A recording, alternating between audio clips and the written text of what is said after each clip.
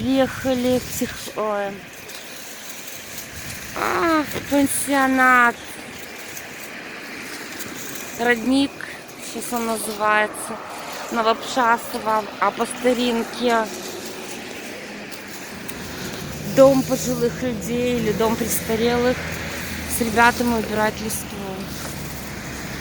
Внутри красиво, убираем снаружи. Вот.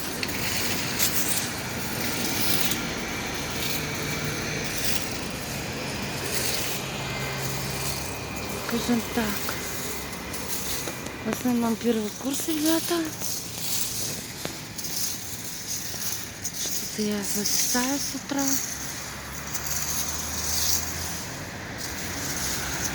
Еще по-простому, это дом престарелых.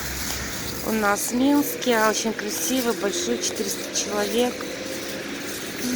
Тут проживают.